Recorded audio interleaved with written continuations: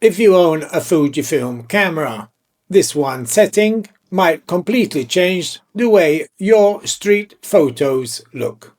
I didn't buy a new lens, and I didn't upgrade my camera, and I didn't learn some secret composition trick. All I did, everyone, I just switched to classic chrome, and it honestly transformed my street photography. Now let me show you why.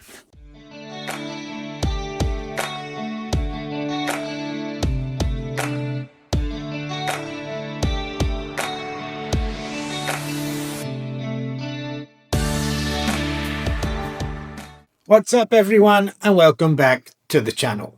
I've been shooting street photography with the Fujifilm X-T4 for quite a while now. And like most people, I started out by experimenting with film simulations, Provia, Velvia and even Acros. Before classic chrome, my photos looked fine. They were sharp, the colors were accurate, everything was technically correct.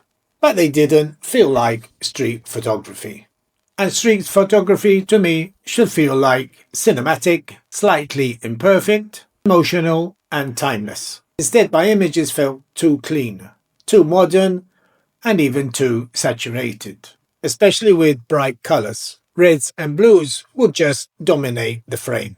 And in street photography, color can either support your story or completely distract from it.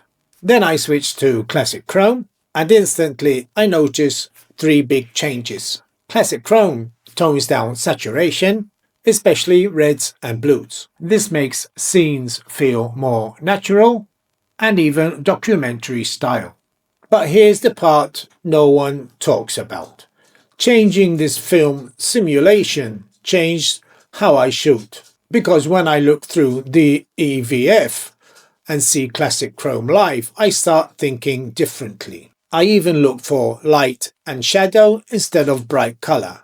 At the end of the day, it's not about simulation, it's about finding a look that inspires you to go out and shoot more.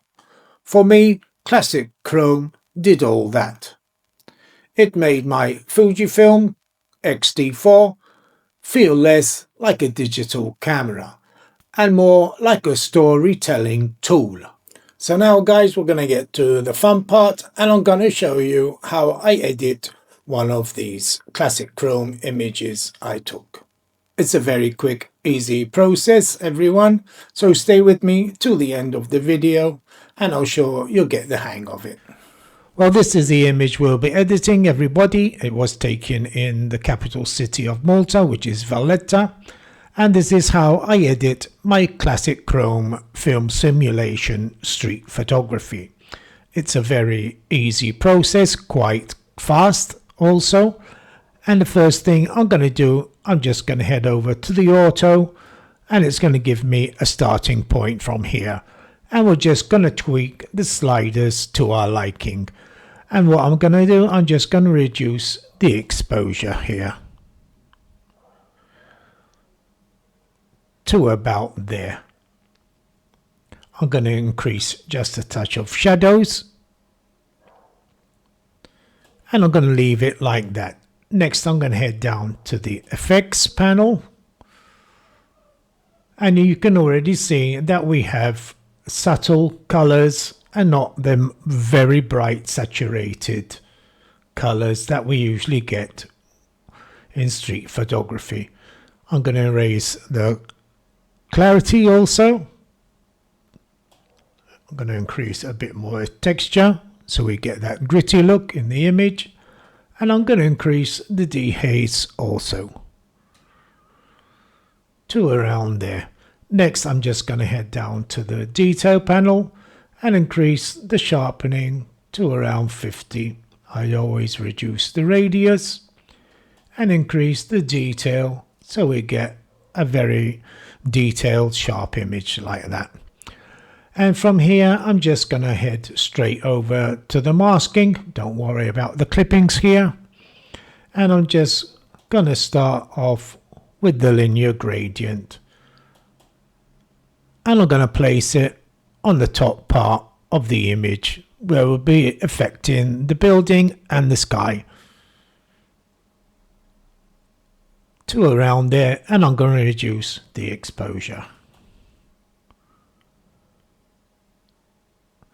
I'm going to use another linear gradient, and I'm going to place it in the foreground.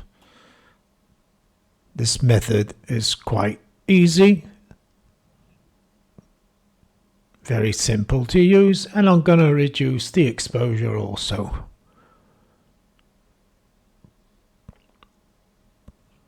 Somewhere there. And from here I'm going to use another mask, and I'll be using a radial gradient, and I'm going to place it in the center of the image there,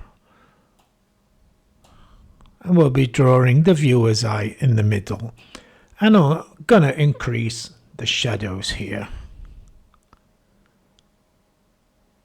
and a bit of exposure.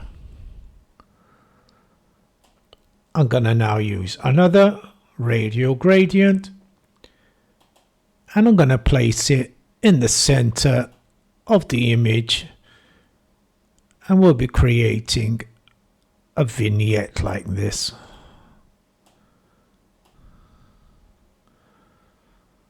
And I'm going to invert it. Like I said, it's a very fast editing process.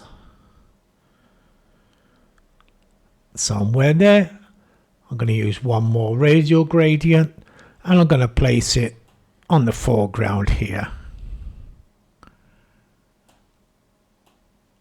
Just somewhere there. And I'm going to increase the exposure. I'm going to open it up a touch more. And there, we're ready from the masking, guys. I'm going to take it one step further, and I'm going to head over to Photoshop, where we'll be using the curve tool. I don't use the curve tool here in Camera Raw or Lightroom. I prefer the one in Photoshop, and I'll show you why. Well, now we're over in Photoshop, everyone, and I'm just going to head down to the adjustments layer here. And like I said, I'm going to select the curve. I'm going to move it over here. And what you can do, you can either press Auto here, or else you can go back and you can select from this drop down window here, and you can select linear contrast, which I normally select, and you can increase the curve here to your liking. And I'm just going to raise the whites just a bit more, and I'm going to do that by pressing the up arrow on my keyboard, and you can see the curve is going higher. I'm going to do the same for the blacks here. I'm going to raise it just a touch like that, and there we've reduced the flat image and we're giving it a bit more life. I'm going to show you the before and after when using the curve tool. And there we have it, everyone. I'm just going to flatten the image,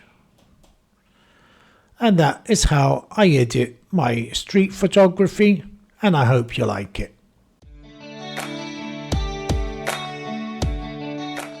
Well, thank you guys. If you found this helpful, please hit the like button and subscribe if you want to learn more about photography.